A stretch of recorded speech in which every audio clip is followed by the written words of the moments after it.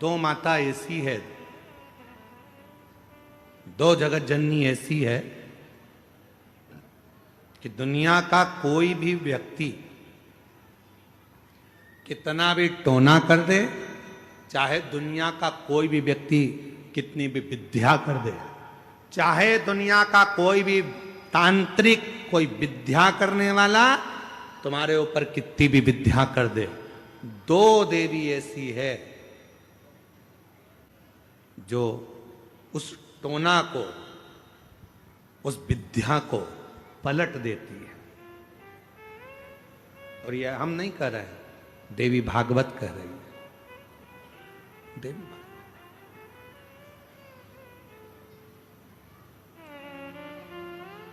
काली पुराण में भी इसका वर्णन आता है, देवी भागवत में भी इसका वर्णन आता है। दो देवी ऐसी हैं जो कोई अपने ऊपर अगर विद्या कर रहा है और वो दो देवी का स्मरण कर लिया जाए, उन दो देवी का नाम लेकर मात्र शंकर के शिवलिंग के सामने जो अशोक सुंदरी वाली जगह होती है, वहां पर अगर इन दो देवियों का नाम लेकर अगर जल चढ़ा दिया जाए तो किसी ने अगर विद्या करी भी होती है तो पलट जाती है। कोई कितना भी बड़ा तुम्हारे लिए तंत्र मंत्र कर रहा हो, वो तुरंत पलट जाता है, एक क्षण नहीं लगता और उनका नाम लेने से ही पलट जाता है। दो देवी, एक प्रत्यगिरा माता,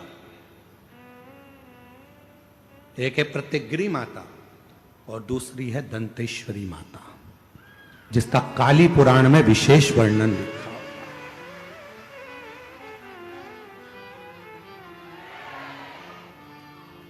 जिसका देवी भागवत में वर्णन आता है। और महाराज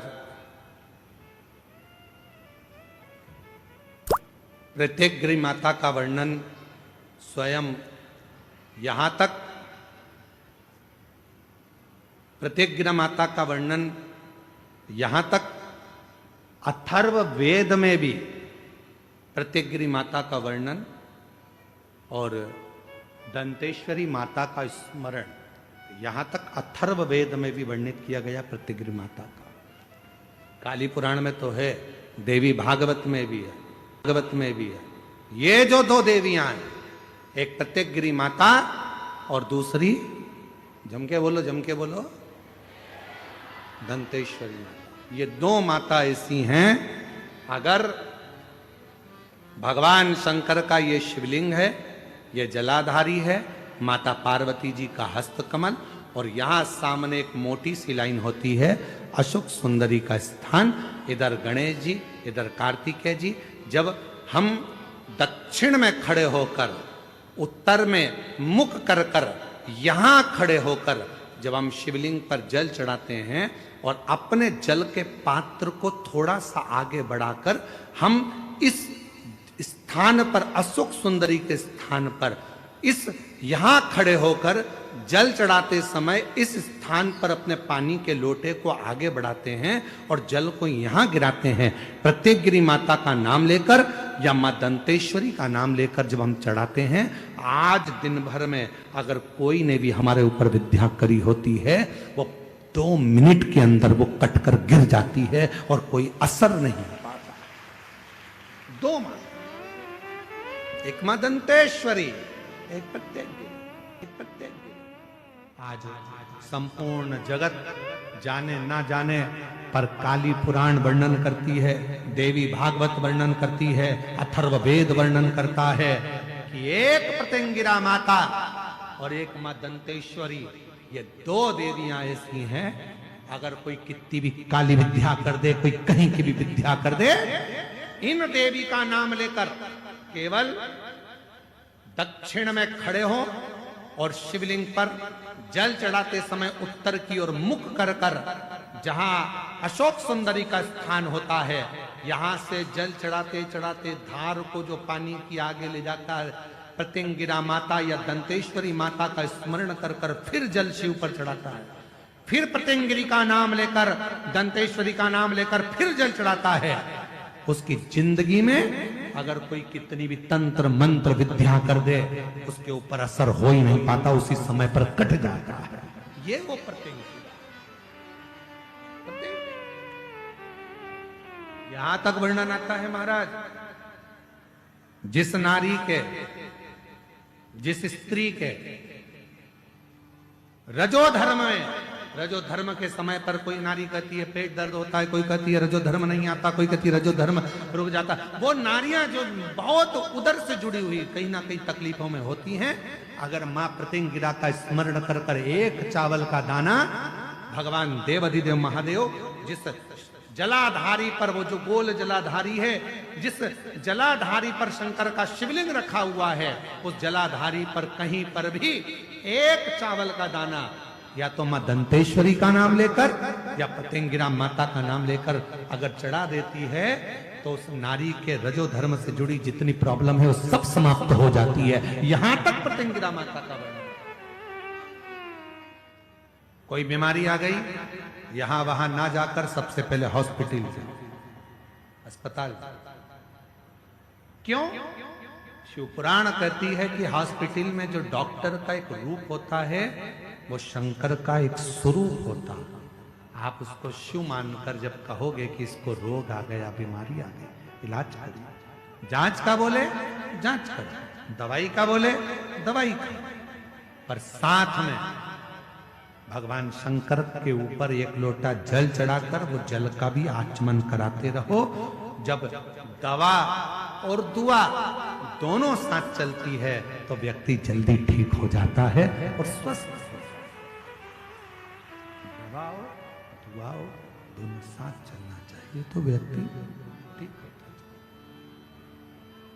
महाराज मान लो कोई एकदम एक्सीडेंट हो गया, डॉक्टर ने जवाब दे दिया कि अब तो मुश्किल है, बहुत मुश्किल, बहुत मुश्किल।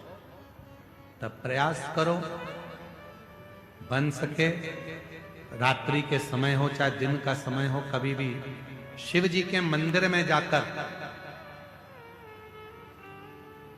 एक हाथ में दूध लेकर, एक हाथ में जल लेकर, मां प्रतिंगिरा का नाम लेकर, मां दंतेश्वरी का नाम लेकर उस दूध और जल की धार को एक साथ शिव पर चढ़ाना प्रारंभ करो और प्रारंभ करो और उसका नाम बोलकर कि बाबा उसको संभाल लेना मेरे भोलेनाथ। बहुत डॉक्टर मना कर रहा है पर तू कृपा करेगा तो वो अच्छा हो जाएगा, तेरी करूंगा तो वो ठीक हो जाएगा। कहते हैं कि आप जब भगवान शंकर को एक लोटा जल चढ़ाने के लिए जाते हैं, भगवान शिव को जब आप एक लोटा जल चढ़ाने के लिए जाते हो, तो शिव पुराण की कथा कहती है जब लौट कर आते हो जल चढ़ाकर, तो शिव महापुराण की कथा कहती है कि आपका पात्र भले वहां जल चढ़ाकर खाली हो गया हो, पर जब आप लौट कर आते हो तब आपका पात्र खाली नहीं रहता, उसमें शिव की आज्ञा से लक्ष्मी प्रवेश कर कर तुम्हारे घर के अंदर प्रवेश कर जाती है। लक्ष्मी प्रवेश कर, एक मां दंतेश्वरी, एक प्रत्येकगिरी। कौन है ये प्रत्येकगिरी माता? तो शिव महापुराण में बड़ा सुंदर वर्णन आया कि जब हिरण्यकशिपु ने बहुत तप करा, बहुत तप,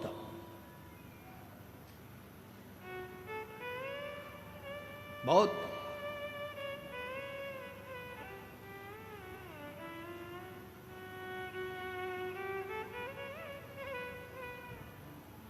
मेरा निवेदन है आस्था चैनल वालों से, कथा लाइव चल रही है, उनसे हम निवेदन करेंगे कि आपके पास में दंतेश्वरी माता का फोटो हो तो आस्था चैनल वाले अवश्य दिखाते रहें बीच बीच में जहां कथा चल रही है।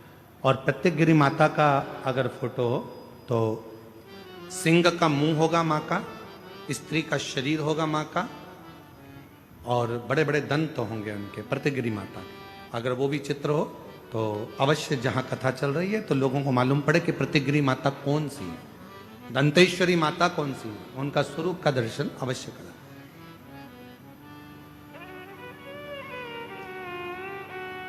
और प्रत्येकगिरी माता का अगर फोटो का आप लोगों को समझ में ना आए तो एक बार हमको व्यासपीठ पर लाकर उस मोबाइल में दर्शन कराएं तो हम भी बता देंगे। प्रत्येकगिरी माता, दो माता ऐसी है।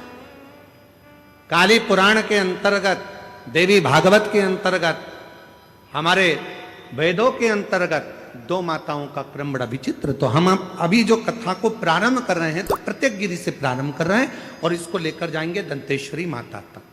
मां दंतेश्वरी महाराज,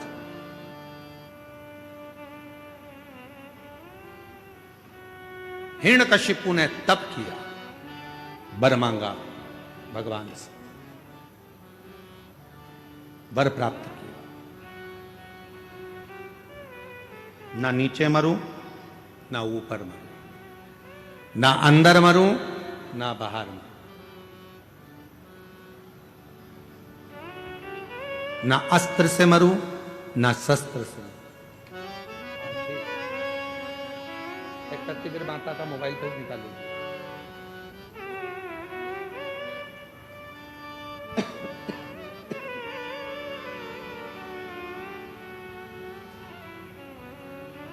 ना अस्त्र से मरूं, ना शस्त्र से मरूं, ना दिन में मरूं, ना रात में मरूं, ना नर से मरूं, ना पशु से मरूं,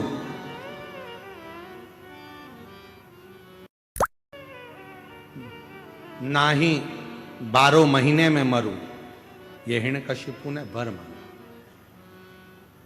वर दिया तथास्तु, ठीक है। और वो वर मिल गया। हिरण्यकशिपु बड़े बहुत प्रबल हो गए। ऐसा वर प्राप्त हो गया कि अब मेरे प्राण नहीं छूटेंगे। ऐसा वर मिल गया मुझको कि अब मैं मरूंगा नहीं। खूब खूब उत्पात हिरण्यकशिपु ने मचाया। घर आया तो पता चला कि मेरी धर्म पत्नी के गर्भ से एक बेटे ने जन्म लिया है जिसका नाम प्रहलाद है, जिसका नाम प्रहलाद का जन्म। हाँ, और वो भी देवऋषि नारद के घर में कुटिया में हुआ है प्रहलाद।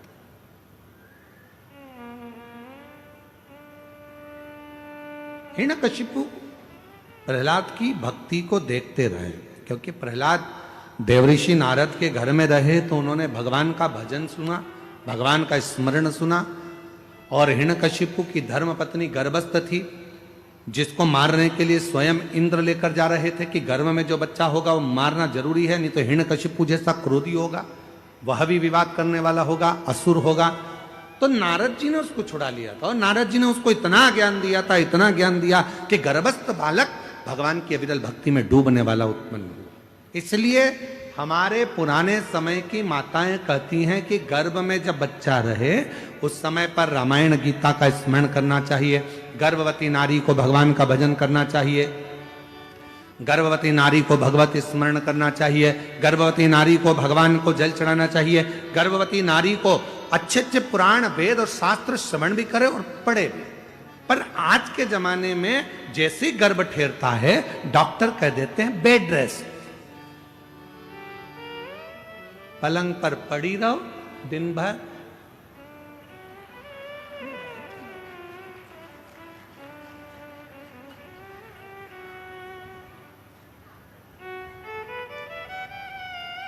कितनी गर्भवती माताएं हैं?